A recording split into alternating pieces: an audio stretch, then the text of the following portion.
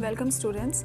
Last section में आपने देखा कि function without parameter and without returning value किस तरह से यूज़ करते हैं। सो इस सेक्शन में हम देखेंगे कि function without parameter and with return value किस तरह से यूज़ कर सकते हैं। तो हम यहाँ पर फंक्शन कीवर्ड लिखेंगे और एक फंक्शन बना देते हैं हम ऐड नाम से, राइट। और हम वेरिएबल a और b ले लेते हैं एंड a को हम 30 वैल्यू दे देते हैं, b को हम 400 वैल्यू दे देते हैं एंड रिटर्न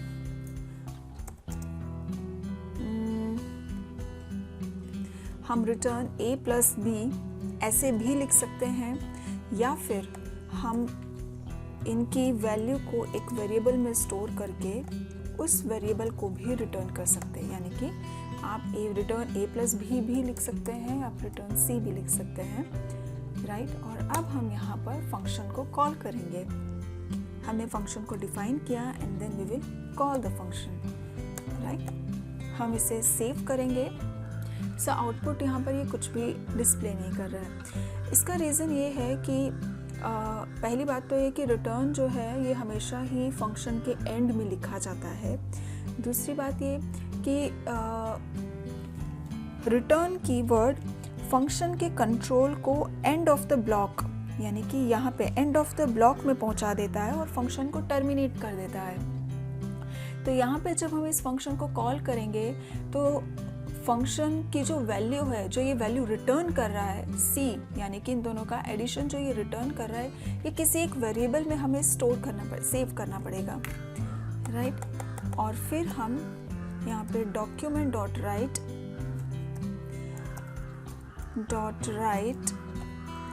यहाँ पे हम x लिखेंगे, right. We will save it and हम अपना आउटपुट अगेन चेक करते हैं।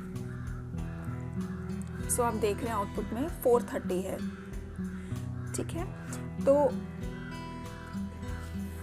यहाँ पे जो ये वैल्यू रिटर्न कर रहा है, यानी कि 430 वैल्यू रिटर्न कर रहा है, आप अगर चाहें तो आप अपने हिसाब से इसमें अगर यूज़ करना चाहते हो, मान लो अगर आप उसी वैल्यू में और 50 मल्टीप्लाई करना चाहते हो, इस तरह से करना चाहते हो, तो आप ऐसे भी कर सकते हो।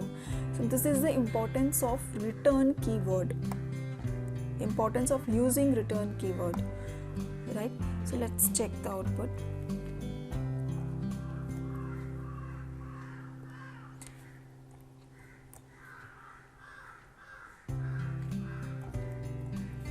Okay, आप आउटपुट क्लियरली देख सकते हैं।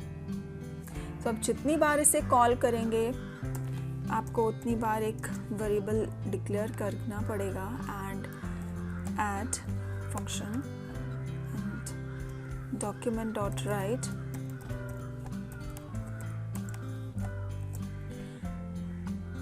r, right। अब यहाँ पे हम लाइन ब्रेक दे देते हैं। लाइन ब्रेक के लिए हम br टैग यूज कर लेते हैं, सेव करेंगे and we will check the output, right।